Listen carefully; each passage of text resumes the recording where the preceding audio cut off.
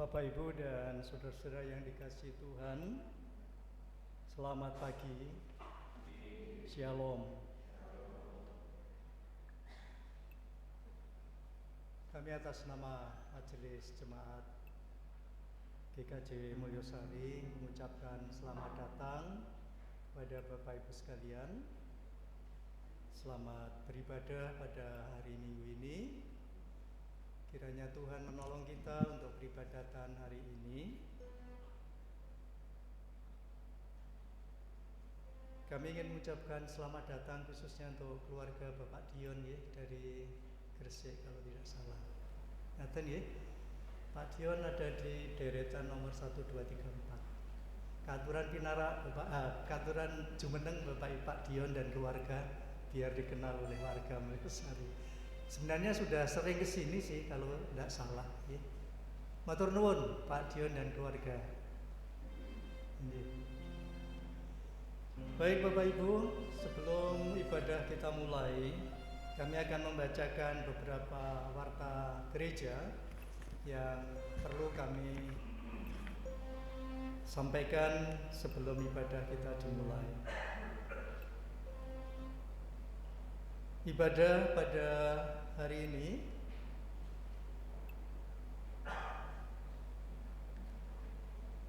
akan dilayani oleh Bapak Penatua Budi Setiawan. Sedangkan pada hari ini Pendeta Jemaat kita Ibu Theophany Hidayat akan menghadiri wisuda PTWG lintas MD 1 dan 2 yang bertempat di GKJW Tanjung Perak pada pukul 9:30 nanti, dan yang mendampingi Bu Pendeta adalah Bapak Penatua Yohan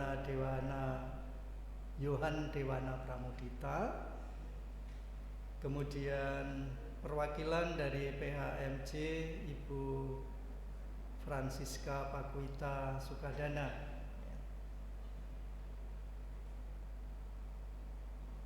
Kita doakan mudah-mudahan acara yang akan berlangsung nanti bisa berjalan dengan baik. Yang kedua, ucapan terima kasih kepada beberapa warga. Yang pertama, ucapan terima kasih kepada Bapak Ibu warga jemaat yang telah memberikan persembahan melalui berbagai media yang ada, baik amplop, transfer, juga QRIS. Mudah-mudahan Tuhan selalu menolong dan memberkati Bapak Ibu sekalian. Selain itu, Majelis Jemaat beserta Majelis Jemaat dan warga mengucapkan terima kasih atas persembahan syukur yang disampaikan oleh keluarga pertama, keluarga Bapak Bagus Daniel sebesar Rp500.000, kemudian keluarga almarhum Ibu Surendrawati sebesar Rp500.000. Kiranya Tuhan senantiasa memberkati Bapak Ibu sekalian yang telah memberikan persembahan.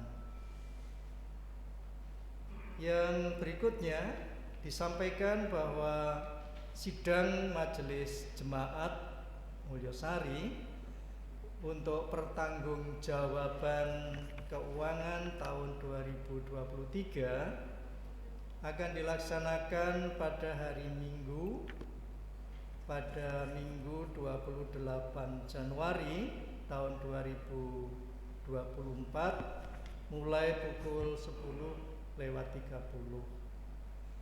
Oleh karena itu, mohon perhatian para anggota Majelis Jemaat untuk mengikuti sidang tersebut.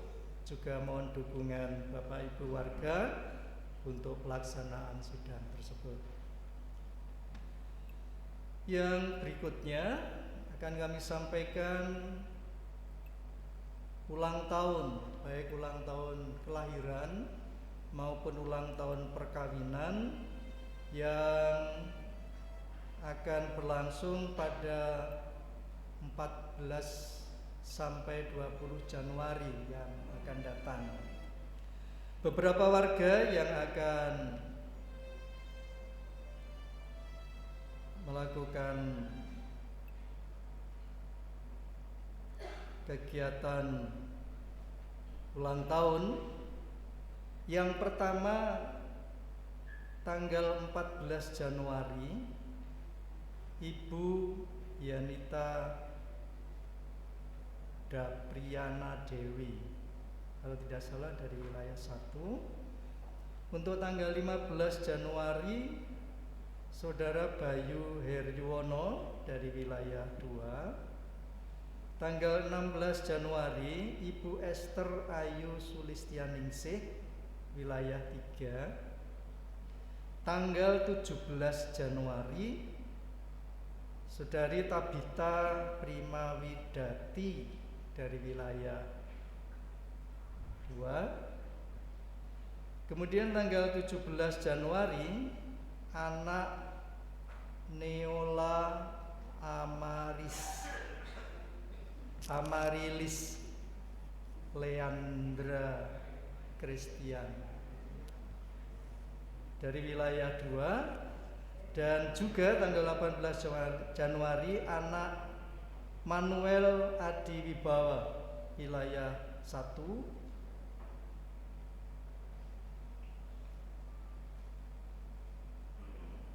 Majelis Jemaat tentunya bersyukur atas ulang tahun warga jemaat, mudah-mudahan Tuhan menyertai.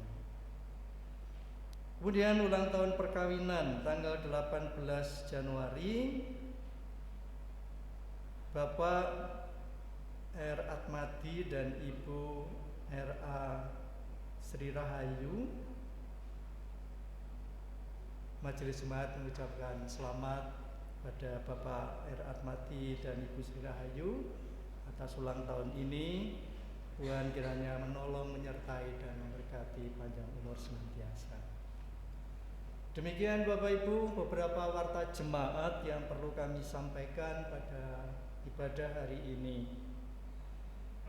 Sekali lagi kiranya Tuhan Yesus Kristus akan memberkati Bapak Ibu dengan panjang umur, kebahagiaan, dan tentunya berkat-berkat Tuhan melimpah atas kehidupan Bapak Ibu sekalian. Baiklah Bapak Ibu yang dikasihi Tuhan, kita bersama-sama akan memasuki peribadatan kita.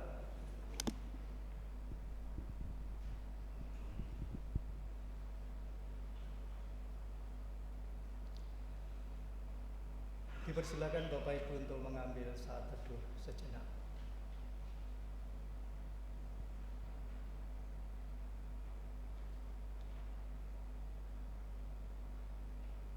Umat Tuhan yang dikasihi oleh Tuhan Yesus Kristus, ibadah Minggu pada saat ini bertepatan dengan dimulainya bulan penciptaan pada tahun 2024.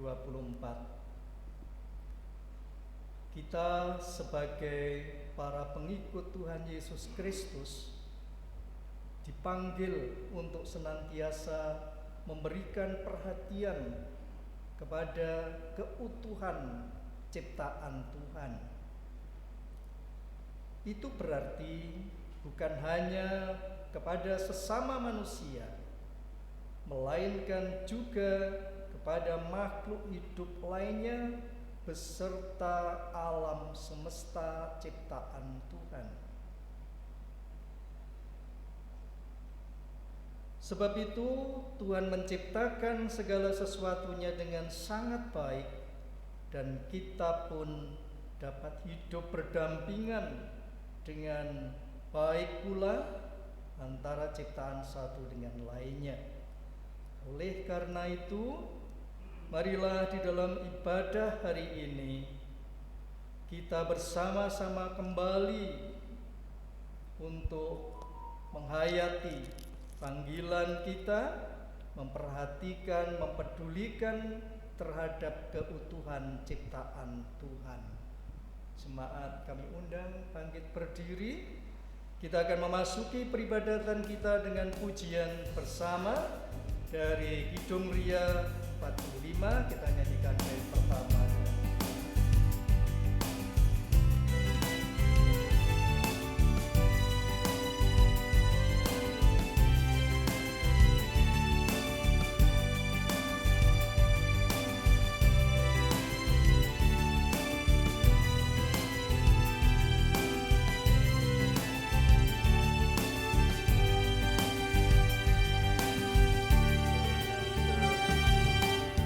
Dengan firman-Nya yang ajaib, tercipta karyanya.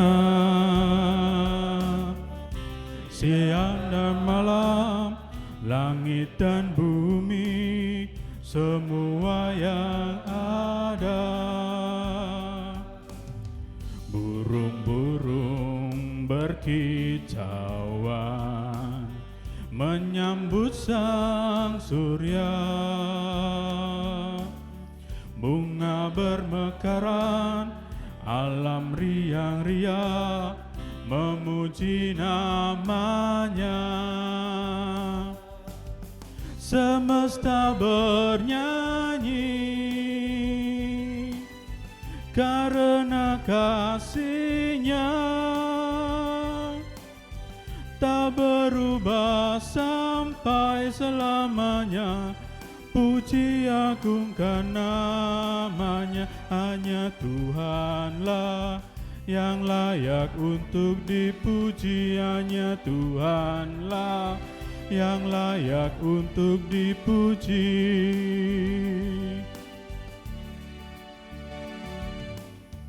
Dengan firman-Nya yang ajaib, tercipta karyanya. Siang dan malam, langit dan bumi, semua yang ada. Burung-burung berkicauan, menyambut sang surya. Bunga bermekaran, alam riang-riang, memuji namanya. Semesta bernyanyi karena kasih-Nya, tak berubah sampai selamanya. Puji agungkan namanya, hanya Tuhanlah yang layak untuk dipuji, hanya Tuhanlah yang layak untuk dipuji. Umat Tuhan yang terkasih, ibadah saat ini kita lakukan berdasar pengakuan bahwa hidup dan ibadah kita dapat terjadi di dalam kuasa Allah, Sang Pencipta semesta, yang terus memelihara ciptaannya dengan kasih yang abadi. Salam penuh kasih karunia dari Allah Bapa dan Kristus Yesus ada dalam hidup saudara sekalian. Amin. Jemaat dipersilahkan duduk. Adapun untuk tema liturgis saat ini adalah GKJW dipanggil untuk memulihkan ciptaan. Sedangkan untuk tema khotbah dalam ibadah hari ini adalah memahami panggilan Allah untuk mewujudkan kehidupan yang lebih baik. Kita sambut tema ibadah ini dengan memujikan lagu dari Kidung Jemaat nomor 60, bait yang pertama dan yang ketujuh. Hai makhluk alam semesta.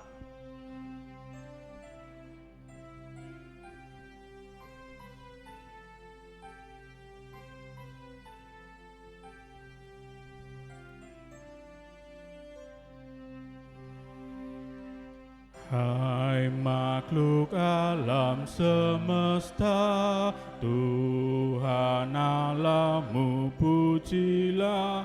Haleluya, haleluya.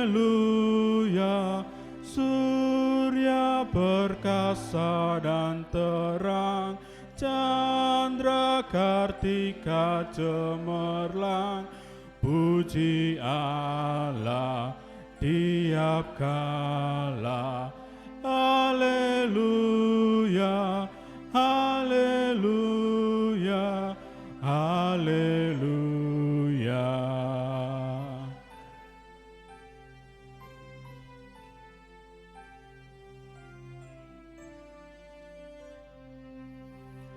Hai segenap saudaraku, pujilah Tuhan Allahmu.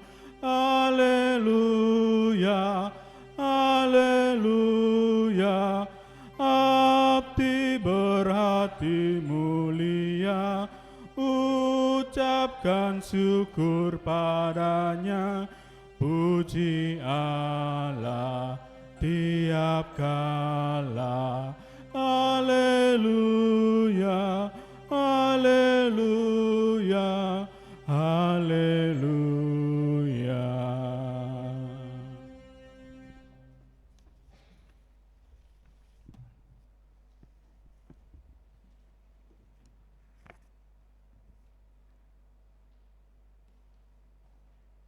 Tiba saatnya kita memasuki panggilan pertobatan, pengakuan dosa. Umat Tuhan yang terkasih, ada firman Tuhan yang tertulis dalam Ibrani pasal yang 11 ayat yang ketiga, yang berbunyi demikian. Karena iman kita mengerti bahwa alam semesta telah dijadikan oleh firman Allah, sehingga apa yang kita lihat telah terjadi dari apa yang tidak dapat kita lihat. Saudara-saudara yang terkasih, kita sungguh mengimani bahwa dunia dan seisinya adalah ciptaan Tuhan yang baik adanya. Bahkan hidup yang kita jalani saat ini ditopang penuh oleh keutuhan ciptaan Allah yang terjadi sejak dulu dan terus-menerus hingga sekarang. Maka saat ini kita pun dipanggil untuk kembali memperhatikan keutuhan ciptaan Tuhan yang telah diberkatinya untuk menjadi berkat bagi hidup kita. Oleh karena itu, seyogyanya setiap orang yang mengaku beriman pada Tuhan, laku hidupnya menghargai segala yang diciptakan oleh Tuhan.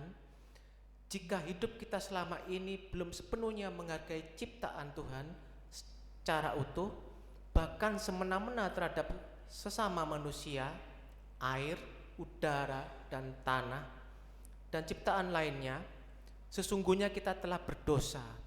Mari kita menyesali perbuatan kita dan memohon pengampunan Tuhan.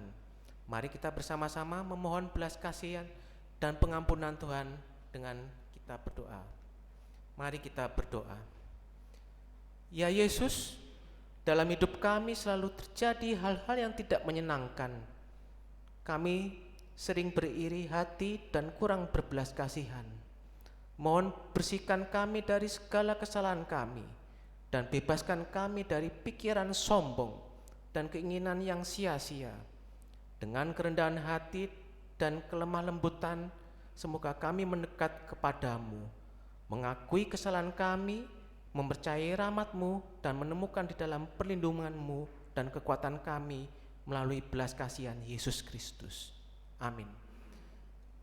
Kita terima berita anugerah, jemaat dimohon bangkit berdiri.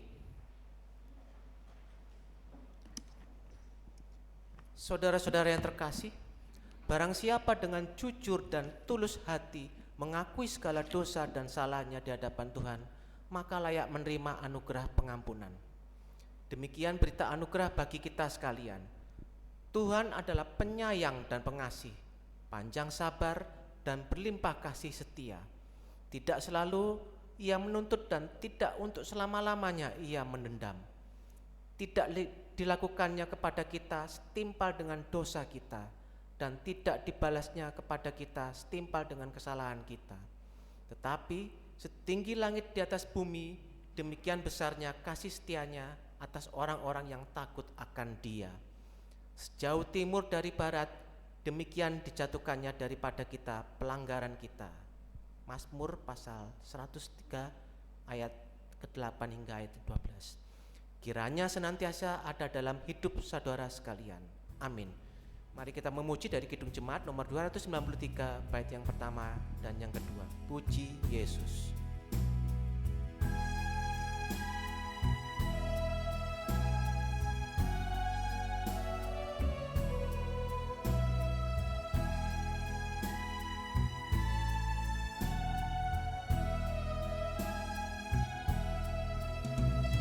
Puji Yesus, pujilah Juru Selamat. Langit bumi maklumkan kasih-Nya. Haleluya, nyanyilah para malaikat. Kuasa hormat berilah kepadanya. Selamanya Yesus Gembala kita, siang malam kita didukung-Nya. Puji Dia, beritakan keagungan-Nya. Puji Dia, mari bernyanyilah.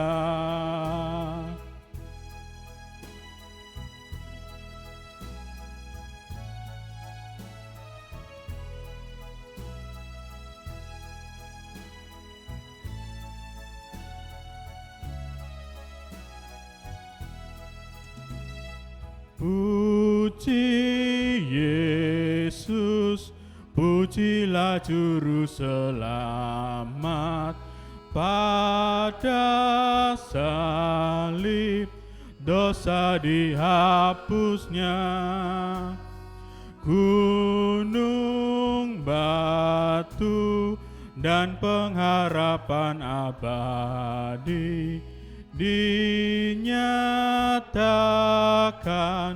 di Bukit Golgota. Haleluya, hilanglah duka cita oleh kuasa kasih setia-Nya. Puji Dia, beritakan keagungan-Nya. Puji Dia, mari bernyanyilah. Jemaat mohon untuk duduk kembali. Tiba saatnya kita akan membaca firman Tuhan. Namun sebelumnya mari kita berdoa.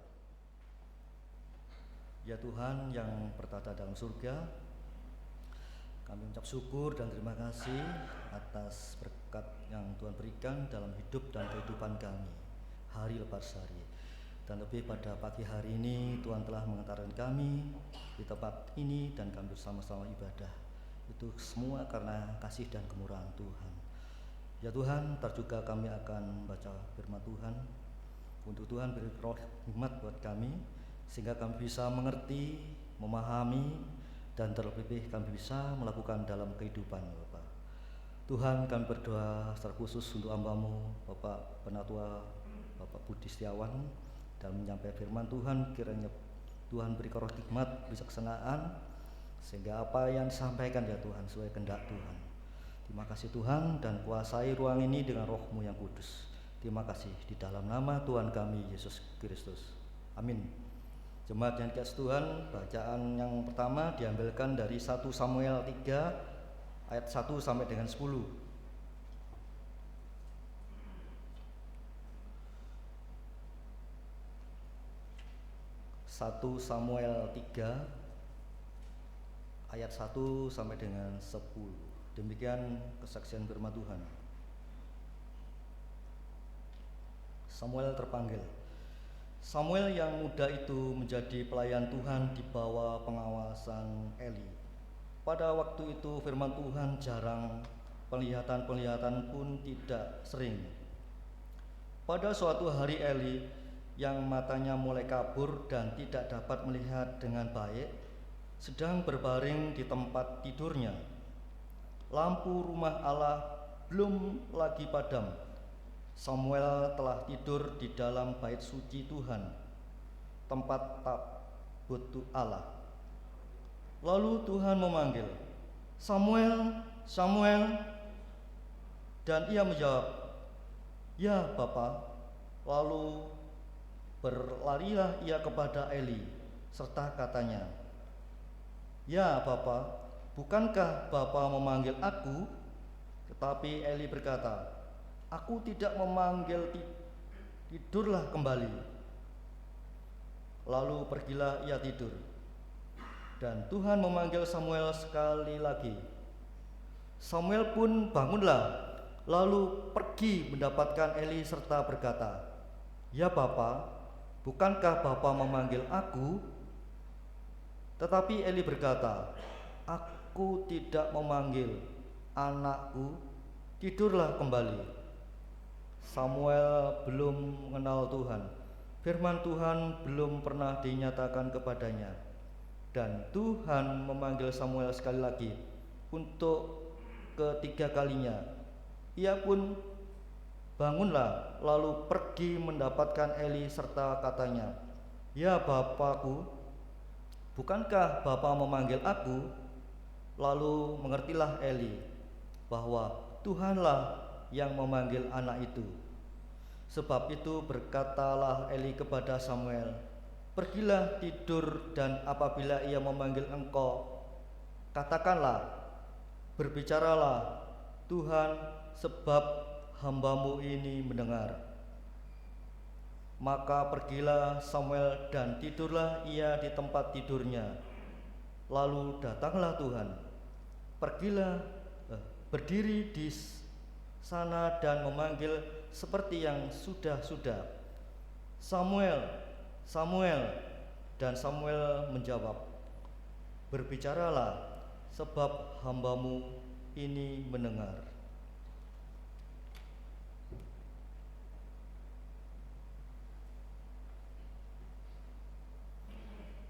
Pembacaan firman Tuhan yang kedua terambil dari 1 Korintus 6 ayat yang ke-12 sampai dengan 20. 1 Korintus 6 ayat yang ke-12 sampai dengan 20 yang berbunyi, "Nasihat terhadap percabulan. Segala sesuatu halal bagiku, tetapi bukan semuanya berguna. Segala sesuatu halal bagiku, tetapi aku tidak membiarkan diriku diperhamba oleh suatu apapun. Makanan adalah untuk perut, dan perut untuk makanan, tetapi kedua-duanya akan dibinasakan Allah. Tetapi tubuh bukanlah untuk percabulan, melainkan untuk Tuhan, dan Tuhan untuk tubuh. Allah yang membangkitkan Tuhan akan membangkitkan kita juga oleh kuasa-Nya. Tetapi tahukah kamu bahwa tubuhmu adalah anggota Kristus? Akan kuambilkan anggota Kristus untuk menyerahkannya kepada percabulan? Sekali-kali tidak. Atau tidak tahukah kamu bahwa siapa yang mengikatkan dirinya pada perempuan cabul menjadi satu tubuh dengan dia? Sebab demikianlah kata nas, keduanya akan menjadi satu daging. Tetapi siapa yang mengikatkan dirinya pada Tuhan menjadi satu roh dengan dia. Jauhkanlah dirimu dari percabulan. Setiap dosa lain yang dilakukan manusia terjadi di luar dirinya. Tetapi orang yang melakukan percabulan berdosa terhadap dirinya sendiri. Atau tidak tahukah kamu bahwa tubuhmu adalah bait Roh Kudus yang diam di dalam kamu? Roh Kudus yang kamu peroleh dari Allah, dan bahwa kamu bukan milik kamu sendiri, sebab telah dibeli dan harganya telah lunas dibayar. Karena itu muliakanlah Allah dengan tubuhmu. Demikian firman Tuhan. Inilah Injil Yesus Kristus.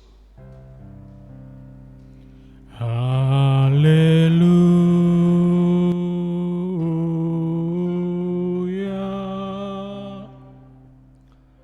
Bacaan yang ketiga terambil dari Yohanes pasal 1 ayat yang ke-43 sampai dengan ayat yang ke-51.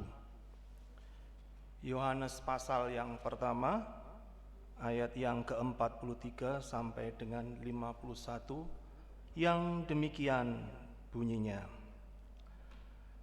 Pada keesokan harinya, Yesus memutuskan untuk berangkat ke Galilea. Ia bertemu dengan Filipus dan berkata kepadanya, "Ikutlah aku." Filipus itu berasal dari Betsaida, kota Andreas dan Petrus. Filipus bertemu dengan Natanael dan berkata kepadanya, "Kami telah menemukan Dia yang disebut oleh Musa dalam kitab Taurat dan oleh para nabi, yaitu Yesus, anak Yusuf dari Nazaret." Kata Natanael kepadanya, "Mungkinkah sesuatu yang baik datang dari Nazaret?" Kata Filipus kepadanya, "Mari dan lihatlah." Yesus melihat Natanael datang kepadanya, lalu berkata tentang dia, "Lihat, inilah seorang Israel sejati, tidak ada kepalsuan di dalamnya." Kata Natanael kepadanya, "Bagaimana engkau mengenal aku?" Jawab Yesus kepadanya, "Sebelum Filipus memanggil engkau, aku telah melihat engkau di bawah pohon ara." Kata Natanael kepadanya, "Rabi, engkau anak Allah, engkau raja orang Israel." Yesus menjawab katanya, "Karena aku berkata kepadamu, aku melihat engkau di bawah pohon ara, maka engkau percaya? Engkau akan melihat hal-hal yang lebih besar daripada itu." Lalu kata Yesus kepadanya, "Aku berkata kepadamu, sesungguhnya engkau akan melihat langit terbuka dan malaikat-malaikat Allah turun naik kepada Anak Manusia." Demikianlah kesaksian firman Tuhan. Yang berbahagia ialah mereka yang mendengarkan firman Allah dan yang memeliharanya. Amin. Kita sambut dengan pujian Kidung Jemaat nomor 52, bait yang pertama dan yang ketiga, Sabda Tuhan Allah.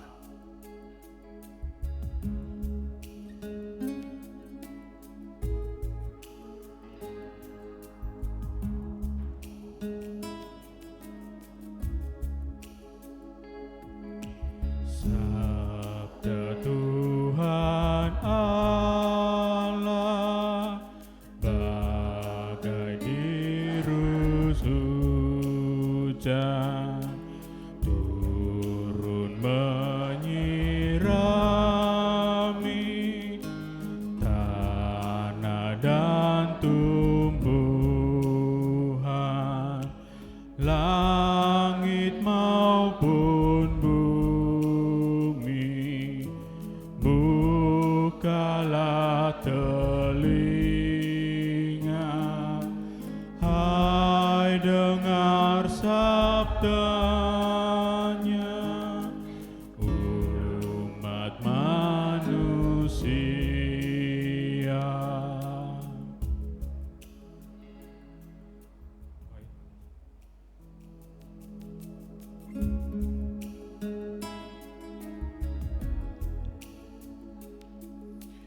Padang gurun dunia, tandus kegersangan, hidup tanpa Tuhan, tiada ketentraman, hanya pada Tuhan ada pengharapan. Sabdanya bagiku jadilah pegangan.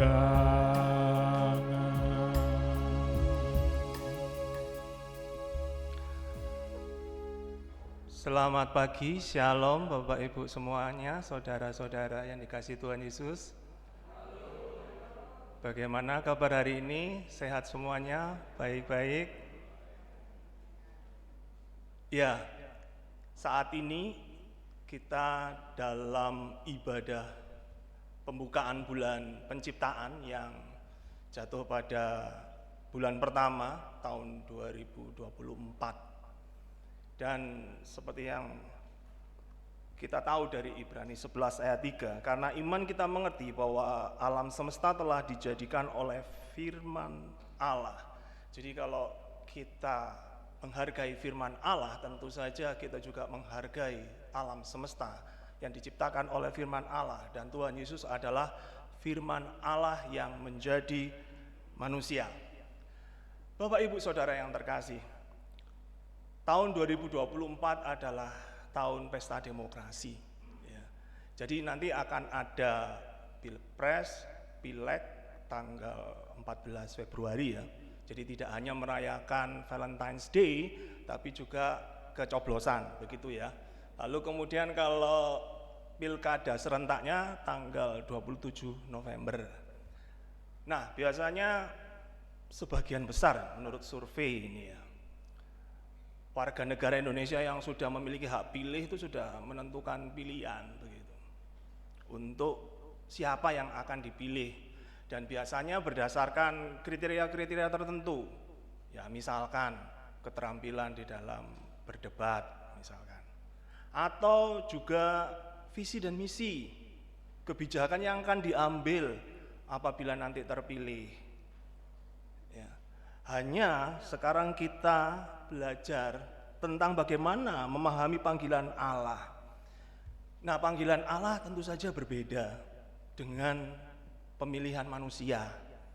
Jadi Allah sendiri itu memilih tentu saja tidak berdasarkan kepandaian berdebat ataupun mungkin visi misi begitu ya, atau terkait dengan misalkan partai atau koalisi. Jadi tidak seperti itu.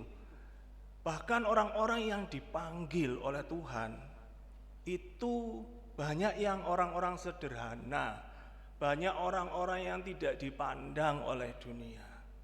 Bahkan dari ketiga perikop tadi, salah satunya yang di Yohanes pasal 1, Nathanael itu sempat memandang rendah Tuhan Yesus ketika tahu bahwa Tuhan Yesus itu adalah orang Nazaret. Mana ada yang bagus dari Nazaret, seperti itu. Jadi memang dari ketiga perikop itu ada benang merahnya Bapak Ibu Saudara, bahwa sebenarnya Allah ingin melibatkan umat manusia di dalam karyanya di muka bumi, pekerjaannya melalui panggilan. Hanya kadangkala kita sebagai manusia itu tidak peka dan tidak memahami mendengar panggilan Tuhan.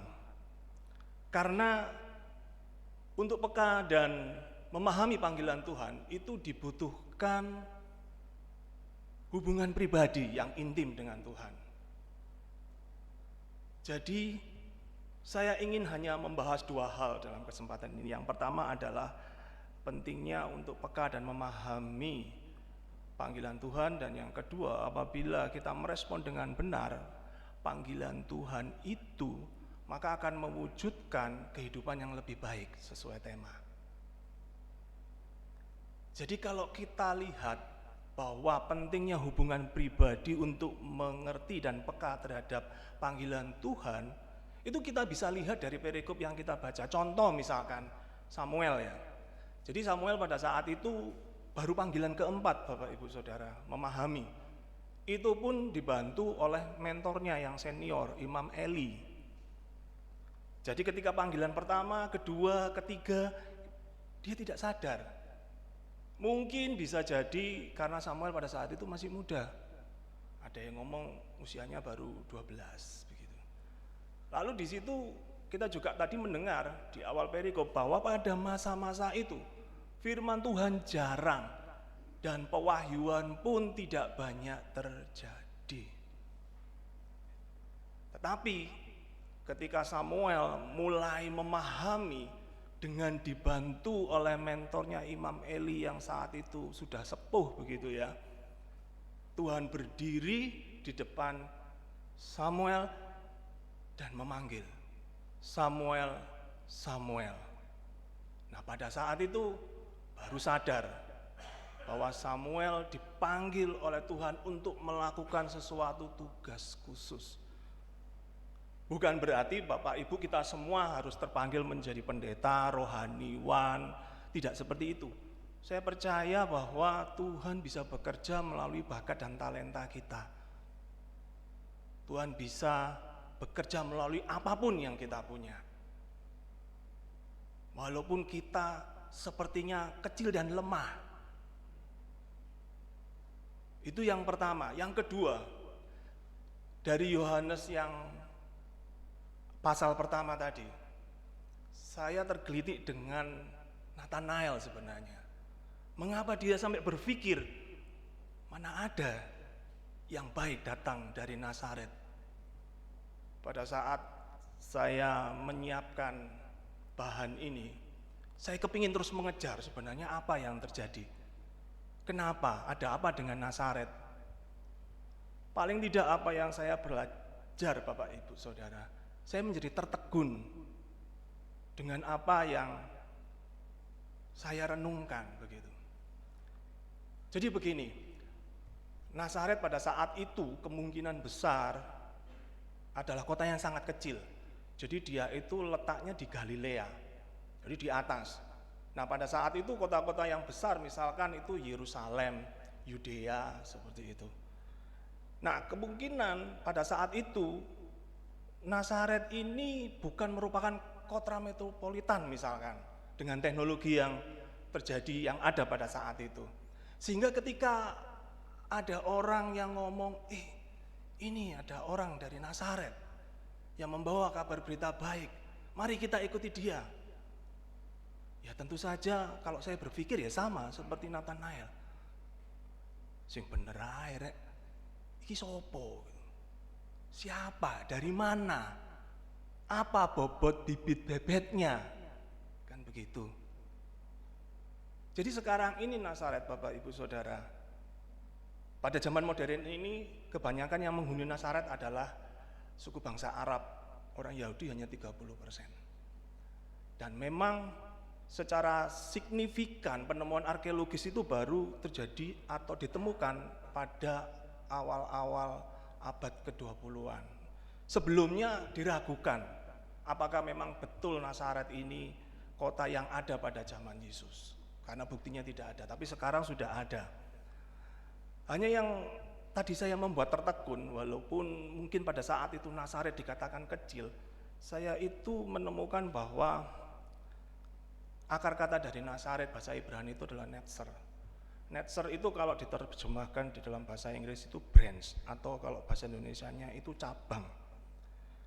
Nah, kalau Bapak Ibu belajar Perjanjian Lama, netzer ini diterjemahkan tunas. Ya, ada tunas Daud, tunas Isai. Artinya apa Bapak Ibu? Di dalam kekecilannya, di dalam kesederhanaannya, ketika Tuhan Yesus disebut, dia akan disebut orang Nazaret. Pada prinsipnya Tuhan Yesus itu telah menggenapi banyak nubuatan di Perjanjian Lama. Bagi saya ini merupakan satu hal yang membuat saya tercenung begitu. Dari berabad-abad ketika Tuhan Yesus diremehkan, dianggap kecil, Tuhan Yesus saja dianggap kecil, apalagi mungkin orang-orang yang dipanggilnya. Ada kemungkinan juga dianggap kecil, sederhana dan tidak signifikan. Tetapi yang saya belajar, orang-orang yang memiliki inisiatif Tuhan untuk dilibatkan dalam pekerjaannya di dunia ini sedang menggenapi nubuatan-nubuatan atau rencana Tuhan di muka bumi. Nah, saya sendiri Bapak Ibu kalau misalkan berbicara tentang panggilan Tuhan ya, itu saya teringat dengan Kompas. Mungkin Bapak Ibu Saudara tahu ya, kalau Kompas yang dulu itu kan ada yang bundar, tapi Kompas sekarang ini ada yang bisa terinstall di aplikasi Bapak Ibu Saudara. Jadi bagi saya panggilan Tuhan itu kayak semacam kompas kehidupan saya, bagaimana saya harus terus konsisten terhadap panggilan Tuhan. Tetapi yang menarik seperti ini Bapak Ibu Saudara, salah satu aplikasi kompas yang bisa kita gunakan dan yang sering digunakan oleh orang-orang itu adalah Google Map. Tahu ya Bapak Ibu, di Google Map itu biasanya sering saya gunakan apabila keluar kota dan jalan di jalan-jalan raya yang kadangkala belum saya kenal. Saya takut tersasar, makanya saya menggunakan Google Map. Tetapi apa yang saya baru tahu, mungkin sebagian dari Bapak Ibu Saudara sudah tahu. Kalau di Google Map itu ada ikonnya, ikon kompas. Atau ikon yang berkedip yang menunjukkan posisi. Di situ bisa diklik. Ya. Dan ternyata saya baru sadar bahwa kalibrasi kompas saya ini itu rendah. Artinya apa? Artinya saya tidak pernah mengkalibrasi kompas. Jadi Bapak Ibu Saudara, apa itu kalibrasi? Kalibrasi itu kayak semacam disetel ulang gitu ya, di reset, di setting, dicek kembali. Dan saya baru sadar kenapa sekarang kalau aplikasi ini saya gunakan kadangkala bergerak menjadi aneh. Bisa pindah-pindah karena saya tidak pernah sadar untuk mengkalibrasi. Oleh karena itu Bapak Ibu, hubungan pribadi dengan Tuhan itu adalah semacam proses kalibrasi, proses pengecekan apakah kita memiliki hubungan yang intim terhadap Tuhan. Sehingga kita tahu arah kompas kehidupan kita. Dan saya sendiri sebagai pribadi terkadang saya lemah. Saya lupa untuk rutin berkalibrasi. Sebenarnya yang saya bicarakan ini adalah seberapa rindu kita untuk mengenal Tuhan melalui firman-Nya. Seberapa sering kita ingin memikirkan Tuhan dengan pekerjaannya di muka bumi ini. Atau seberapa hausnya kita ini kepingin berdoa, berkomunikasi, mengajak ngomong Tuhan di dalam hidup kita sehari-hari. Yang kedua, apabila kita meresponi panggilan Tuhan dengan benar, maka hasil yang akan terjadi adalah mewujudkan kehidupan yang lebih baik. Apa yang dimaksud dengan mewujudkan kehidupan yang lebih baik?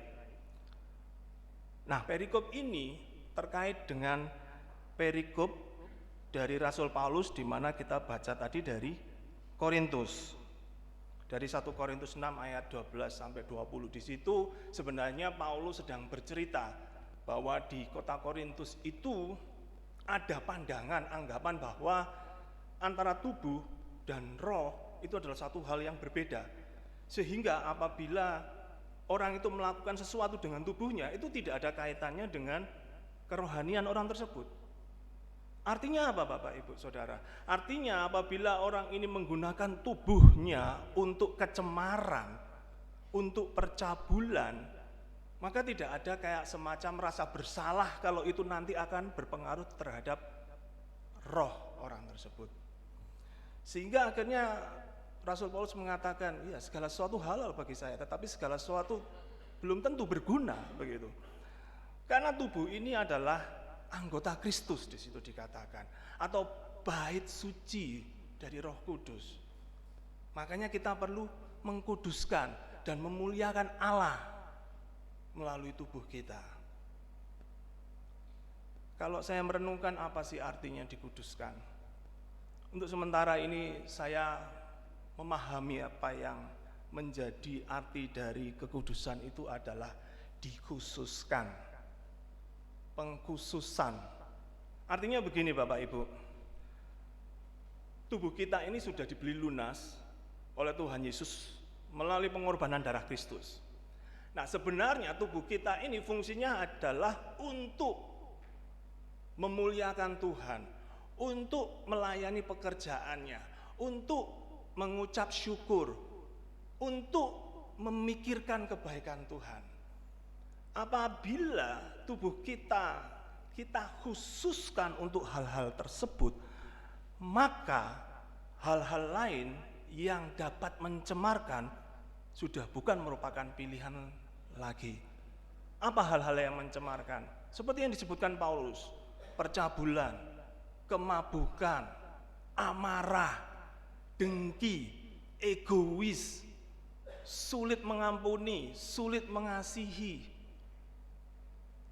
Sehingga salah satu cara yang paling tidak yang biasanya saya lakukan apabila saya sudah menyerah begitu ya, apabila kondisi sudah merasa kecewa, marah, merasa tersakiti, apa yang saya lakukan? Yang saya lakukan adalah menyadari bahwa tubuh saya ini dikhususkan untuk memuliakan Tuhan karena bait Roh Kudus, bait suci.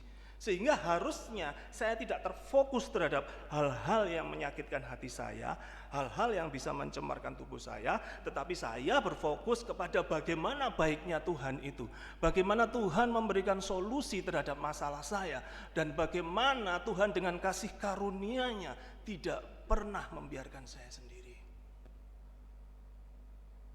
Dengan seperti itu akhirnya hal-hal yang lain ini tidak menjadi prioritas, sehingga tidak ada kontaminasi. Karena seperti Rasul Paulus sendiri mengatakan di Roma 7 ayat 19, sebenarnya di dalam tubuh kita itu ada semacam kekuatan yang bertengkar, yang mengadu kekuatan. Sebab bukan apa yang aku kehendaki, yaitu yang baik yang aku perbuat, melainkan apa yang tidak aku kehendaki, yaitu yang jahat yang aku perbuat. Roma 7 ayat 19. Artinya Bapak Ibu Saudara, apabila kita tidak mengkhususkan tubuh kita hanya untuk kemuliaan Tuhan, maka pertengkaran, perdebatan, adu kekuatan antara hitam dan putih akan terus ada.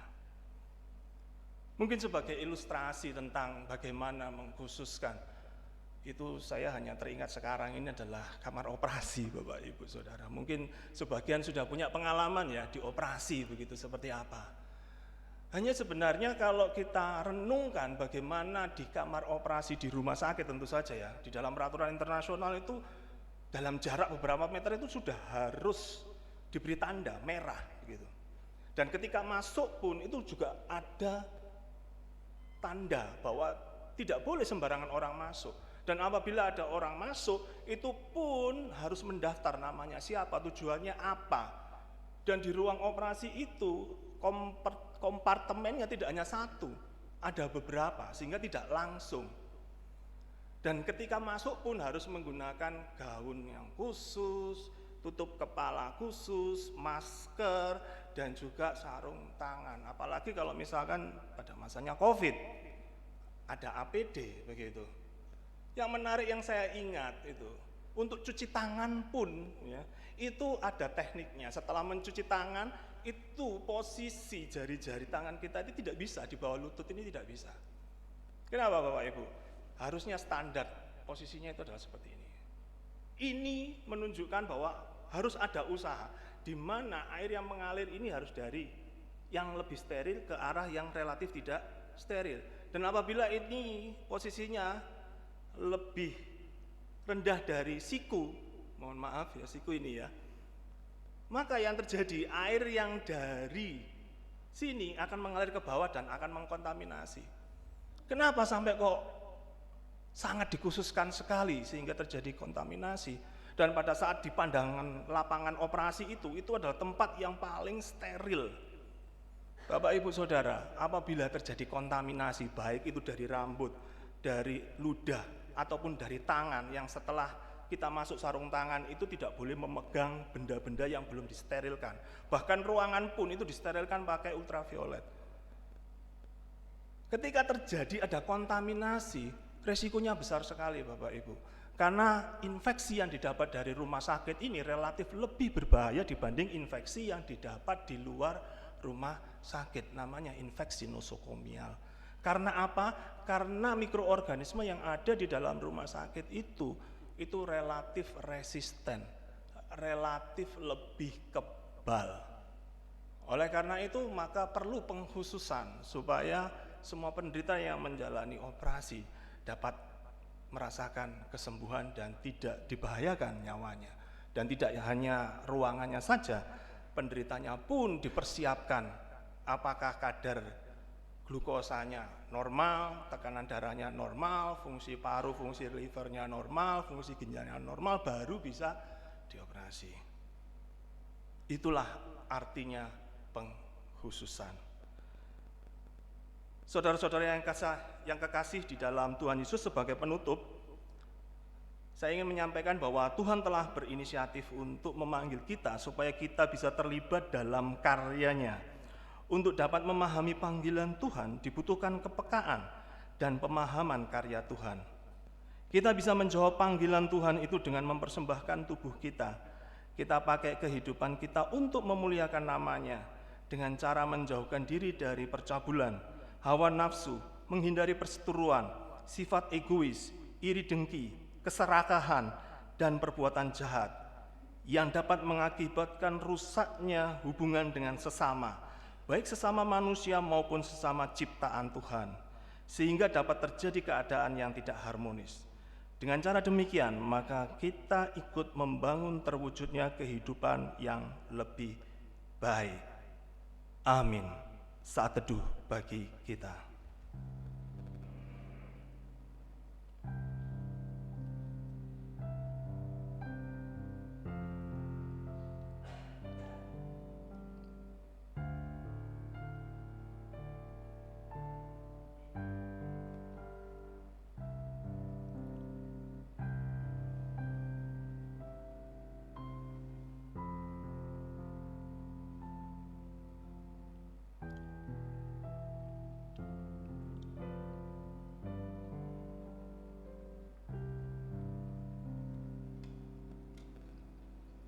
Jemaat yang terkasih, dipersilakan untuk bangkit berdiri.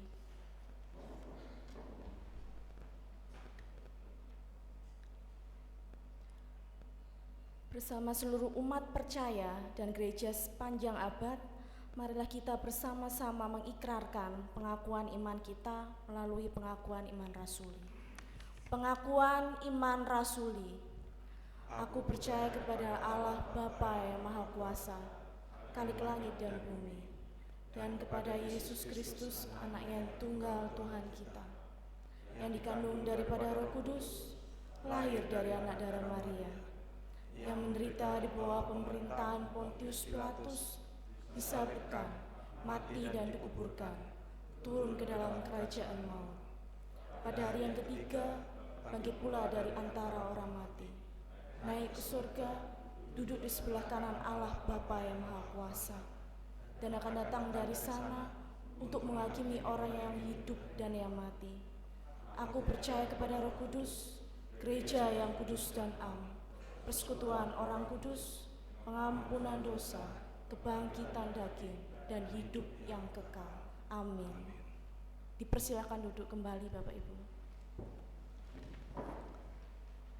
Tiba saatnya kita akan berdoa syafaat. Mari kita berdoa.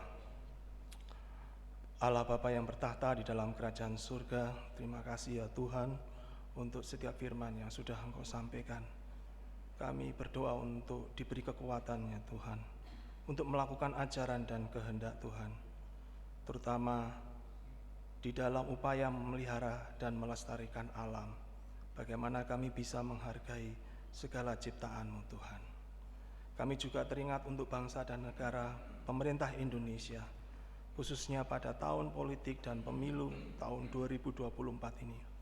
Kami berdoa agar setiap pemimpin yang sudah Tuhan siapkan boleh memiliki hati yang takut akan Tuhan, sehingga mereka memiliki hikmat yang berasal dari Allah untuk memimpin negara kami. Kami juga berdoa selama di dalam masa tahun politik ini untuk keamanan dan kerukunan bangsa dan negara kami. Kiranya Tuhan sendiri yang terlibat di dalam setiap proses yang terjadi, sehingga ada rasa aman, ada ketentraman, saling menghargai dan toleransi. Kami juga berdoa untuk pergumulan yang sedang dihadapi oleh GKJW. Ya Tuhan, apakah itu finansial, apakah itu sumber daya manusia, apakah itu keadaan-keadaan yang lain yang perlu untuk kami pertimbangkan dan hadapi. Kiranya Tuhan memberikan jawaban, solusi bagi setiap hal yang kami hadapi. Dan juga berdoa untuk pemulihan bagi warga jemaat yang mungkin saat ini mengalami kekecewaan, yang mungkin mengalami kepedihan hati, yang mungkin mengalami kepahitan hati. Kami berdoa untuk mereka Tuhan, agar Engkau melawat mereka, membebat mereka, memeluk mereka, agar semua orang dan banyak orang akan mengetahui bahwa Engkau adalah Tuhan yang memang memperhatikan. Kami juga berdoa untuk pertumbuhan iman bagi warga jemaat dan para pelayan khususnya, agar diberikan kekuatan, juga kesetiaan dan semangat di dalam melayani Tuhan dan membangun GKJW dengan lebih baik. Kami juga berdoa untuk semua kegiatan program pelayanan, baik di MJ, MD, dan MA. Kami mohon Tuhan, kiranya Engkau senantiasa memberkati dan mencukupkan. Kami juga berdoa untuk keluarga-keluarga yang mengalami masalah, dan juga orang-orang yang sedang mencari pekerjaan, mencari jodoh, dan juga berbeban di dalam pendidikan anak-anak mereka. Tuhan, Engkau tahu pergumulan mereka, dan Engkau sendirilah yang akan menjawab melalui solusi-solusi yang bijaksana yang akan Tuhan berikan bagi mereka. Kami juga berdoa khususnya bagi warga jemaat yang sakit dan juga lanjut usia, ya Tuhan, terhadap pemulihan mereka. Engkaulah Allah segala Allah, dokter di atas segala dokter, ya Tuhan. Kami khusus berdoa untuk Ibu Samini Sumadyo, Bapak Samsu Hadi, Ibu Suwarno, Ibu Artining Tias Kaspiadi, Bapak Ibu Gunaryo, Bapak Imanus Siswa Putranto, Ibu Edi Wahyuni, Bapak Katon, Ibu Atmadi, Ibu Paulina Pantes, serta Bapak Ibu Suharyono. Biarlah Tuhan Kau jamah tubuh mereka, sehingga setiap sel-sel bisa beregenerasi dengan baik untuk kesembuhan mereka. Oleh karena itu ya Tuhan, kami mengucapkan segala puji syukur kehadirat-Mu, dan doa ini kami naikkan hanya di dalam nama Yesus Kristus Allah kami yang hidup, yang telah mengajar doa Bapa kami. Bapa kami yang di surga, dikuduskanlah nama-Mu, datanglah kerajaan-Mu, jadilah kehendak-Mu di bumi seperti di surga. Berikanlah kami pada hari ini makan kami yang secukupnya, dan ampunilah kami akan kesalahan kami, seperti kami juga mengampuni orang yang bersalah kepada kami. Dan janganlah membawa kami ke dalam pencobaan, tetapi lepaskanlah kami daripada yang jahat, karena Engkaulah yang mempunyai kerajaan dan kuasa dan kemuliaan sampai selama-lamanya. Amin.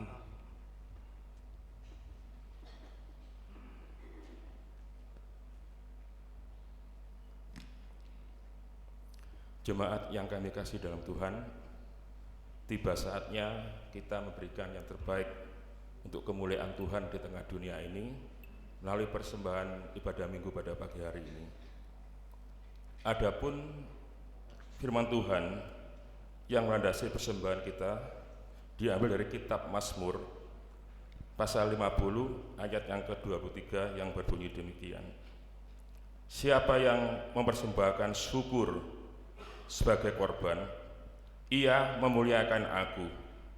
Siapa yang jujur jalannya, keselamatan yang dari Allah akan kuperlihatkan kepadanya. Bapak Ibu, mari kita bersama-sama memuji Tuhan dari gedung jemaat nomor 393 1-3. Tuhan betapa banyaknya.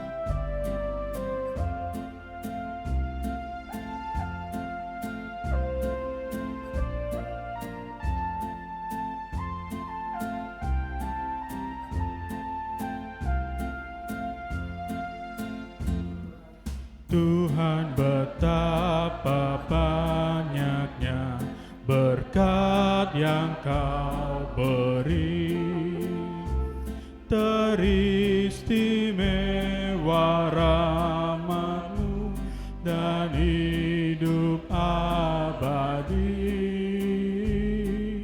Terima kasih ya Tuhanku atas keselamatanku, padaku telah Kau beri hidup bahagia abadi.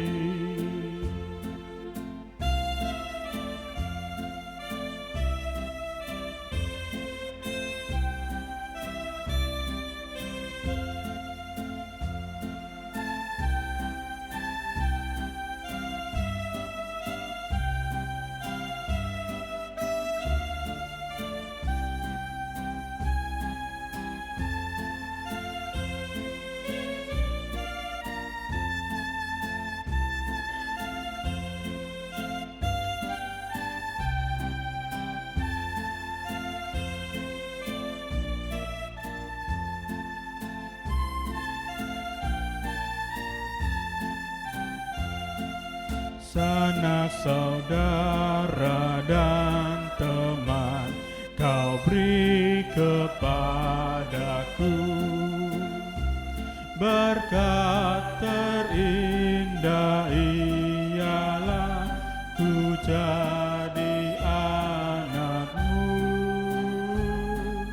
Terima kasih ya Tuhanku atas keselamatanku, padaku telah Kau beri hidup bahagia abadi.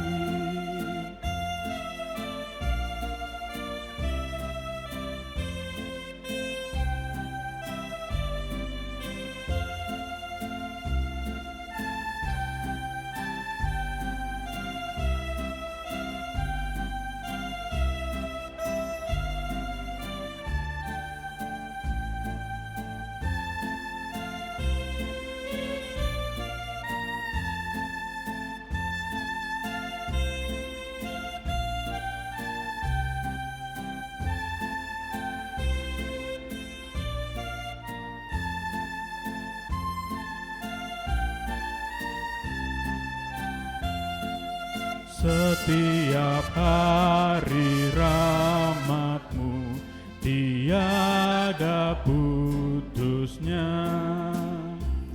hendak ku puji nama-Mu Jemaat diundang tetap bangkit berdiri. selamanya.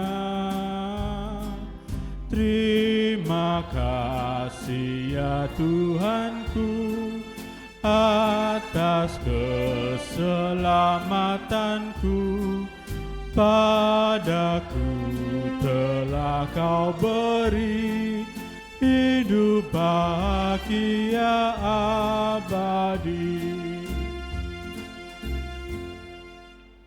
Bapak Ibu, mari kita bersama-sama berdoa, menyerahkan persembahan kita. Mari kita berdoa. Tuhan yang kami sembah, Tuhan yang menciptakan langit, bumi, laut, dan seisinya. Tuhan Allah yang Maha Kasih, Tuhan yang Maha Kudus. Tidak ada ilah lain selain Tuhan Allah, Allah yang Esa, Allah Abraham, Allah Ishak, dan Allah Yakub, Tuhan yang kekal. Tuhan itu pula yang kami kenal, kami tinggikan, kami puji, kami sembah di dalam nama Yesus Kristus, firman Allah yang hidup. Kembali kami datang ke hadirat Engkau Tuhan dengan segala kerendahan hati, dengan segala kelemahan kekurangan kami Tuhan. Ampuni Tuhan segala dosa-dosa pelanggaran kami, dosa yang kami perbuat dalam kehidupan kami sehari-hari. Tuhan, kami mengucap syukur dan terima kasih pada Engkau Tuhan, karena Tuhan senantiasa menyertai, memberkati kehidupan kami dari hari lepas hari. Lebih-lebih kami bersyukur pada Engkau Tuhan, karena kami boleh memberikan sebagian kecil apa yang kami miliki untuk kemuliaan Tuhan tengah dunia ini. Tuhan, Kiranya persembahan kami Tuhan, kiranya Tuhan kuduskan, kiranya boleh berkenan dan layak hadapan Engkau Tuhan. Kiranya nama Tuhan boleh dipermuliakan di tengah dunia ini. Tuhan, kami juga berdoa untuk hamba-hambamu yang mengelola persembahan ini ya Tuhan. Kiranya Tuhan beri kemampuan, kekuatan, hikmat, akal budi dari surga. Kiranya boleh mengelola persembahan ini dengan benar, jujur, dan bertanggung jawab. Tuhan, kami selanjutnya akan meninggalkan rumah ibadah ini, pulang ke rumah kami masing-masing. Kiranya Tuhan juga menyertai dalam perjalanan kami, jauhkanlah kami dari segala mara bahaya dan segala kuasa kegelapan, sehingga kami boleh tiba di rumah dengan selamat tanpa halangan apapun jua. Tuhan, kami serahkan semua itu dalam tangan kuasa pertolongan Tuhan, sehingga kami boleh bertemu dengan keluarga dalam keadaan sukacita dan damai sejahtera. Tuhan, kami serahkan setiap kehidupan kami, kiranya Engkau memberkati kehidupan kami berkat berlimpah-limpah dari surga. Kiranya Tuhan memperluas daerah-daerah kami, kiranya tangan Tuhan menyertai kami dan melindungi kami dari segala malapetaka, sehingga kesakitan tidak lagi menimpa kami. Dengarkanlah dan kabulkanlah doa kami ini Tuhan, yang jauh dari sempurna ini kami serahkan dalam satu nama yang penuh kuasa, nama di atas segala nama yang berkuasa di bumi dan di surga, nama Yesus Kristus, firman Allah yang hidup, Tuhan dan Juru Selamat kami. Kami berdoa dan mengucap syukur. Haleluya, amin. Jemaat tetap berdiri.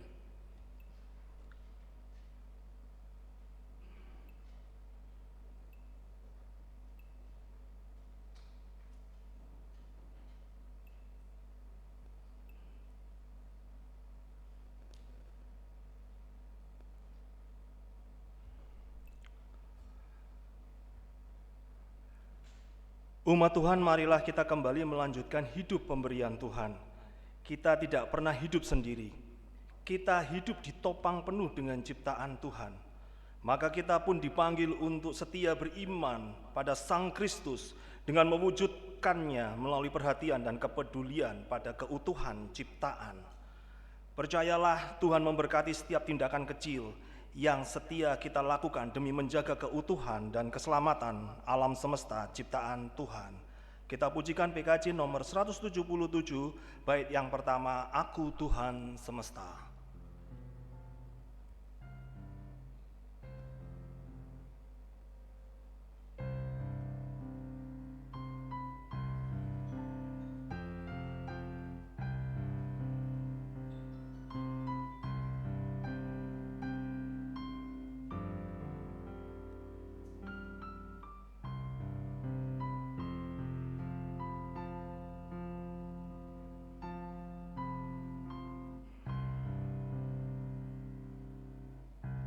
Aku Tuhan semesta, ceritamu ku dengar. Kau di dunia yang gelap ku selamatkan. Akulah pencipta terang, malam jadi benderang. Siapakah utusanku membawa terang? Ini aku, utus aku, ku dengar Engkau memanggilku. Utus aku, tuntun aku, ku prihatin akan umatmu. Sekarang arahkanlah hatimu pada Tuhan dan terimalah berkat Tuhan yang disampaikan melalui hamba-Nya. Allah Bapa melimpahi saudara dengan kasih karunia dan damai sejahtera. Yesus Kristus menyelamatkan dan menghidupi saudara dengan cinta kasih. Roh Kudus memperlengkapi saudara dengan kebijaksanaan dan akal budi untuk hidup bersama alam semesta dengan adil dan penuh kasih sampai selama-lamanya. Amin.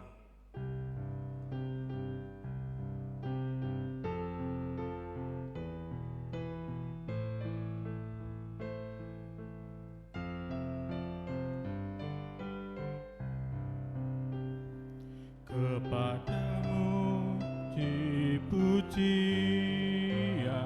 mada syukur dan kemuliaan, Bapa, Putra dan Roh Kudus, sampai kekal abadi.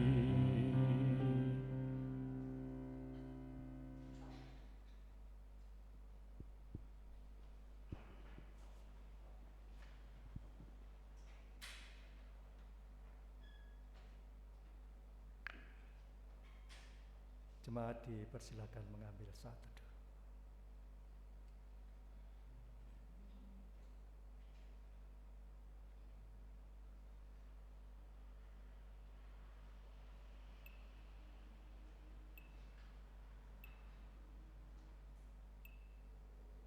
Bapak, Ibu, dan saudara-saudara yang dikasihi Tuhan, demikian peribadatan minggu kita pada pagi hari ini.